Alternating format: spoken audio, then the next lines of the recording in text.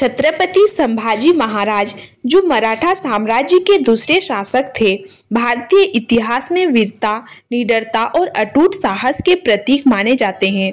उन्हें छावा कहा जाता है, जिसका अर्थ है शेर का बच्चा।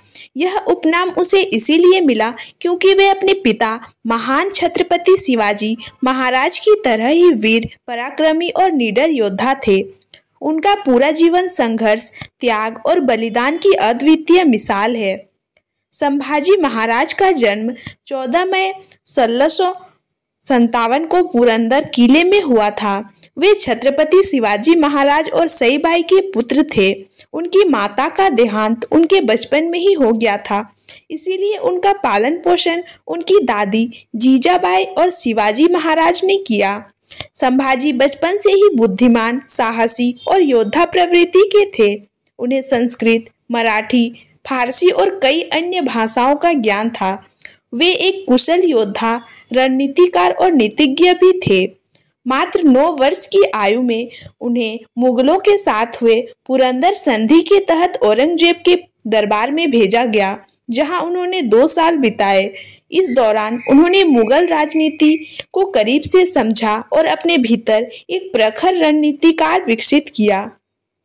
संभाजी महाराज ने अपने जीवन काल में अनेकों युद्ध लड़े और अपनी वीरता से शत्रुओं के दांत खट्टे कर दिए। वे अपने पिता की तरह ही एक महान योद्धा और सेना नायक थे। जब 1660 में छत्रपति शिवाजी महाराज का स्वर्गवास हुआ तो कई दरबारी संभाजी के विरोध में थे और उन्हें गद्दी से हटाना चाहते थे, लेकिन उन्होंने अपनी रणनीति और युद्ध कौशल से सभी विरोधियों को परास्त कर मराठा साम्राज्य की बागडोर संभाली। संभाजी महाराज ने अपने शासनकाल में मुगलों, अंग्रेजों, पुर्तगालियों और सिद्धियों के खिलाफ युद्ध किए और कभी भी अपने आत्मसम्मान और स्वतंत्रता के साथ समझौता नहीं किया।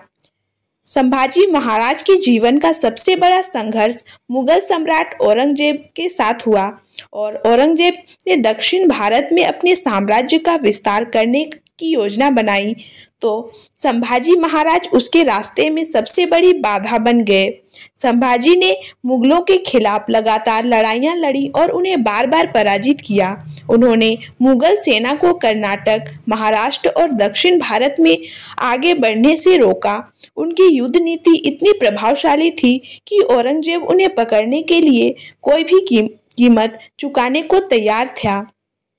संभाजी ने बीजापुर और गोलकुंडा के सुल्तानों से संधि कर ली थी, जिससे मुगलों के लिए दक्षिण भारत में आगे बढ़ना मुश्किल हो गया था। उन्होंने यूरोपियन ताकतों, पुर्तगालियों और अंग्रेजों को भी अपनी चतुराई से मात दी। 1689 में मुगलों ने गद्दारों की मदद से संभाजी महाराज को धोखे से पकड़ लिया।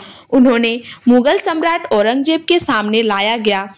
औरंगजेब ने उन्हें इस्लाम कबूल करने के लिए कहा, लेकिन वीर संभाजी महाराज ने यह प्रस्ताव ठुकरा दिया। उन्होंने अपनी मातृभूमि और धर्म की रक्षा के लिए अपार यातनाएं सही, लेकिन कभी भी झुके नहीं।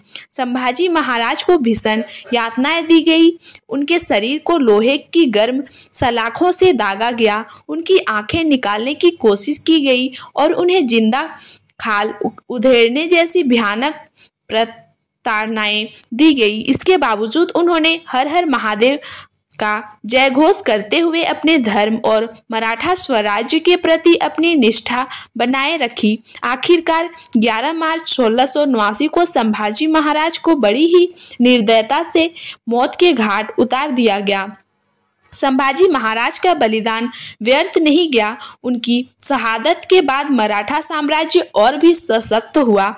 उनकी मृत्यु ने मराठा सेना को एकजुट कर दिया और औरंगजेब के खिलाफ एक बड़ा विद्रोह खड़ा कर दिया। अंततः मराठों ने मुगलों को परास्त किया और 18वीं शताब्दी में पूरे भारत में अपना प्रभाव स्थापित किया। संभाजी महाराज की वीरता, बलिदान और दृढ़ संकल्प ने उन्हें इतिहास में अमर कर दिया।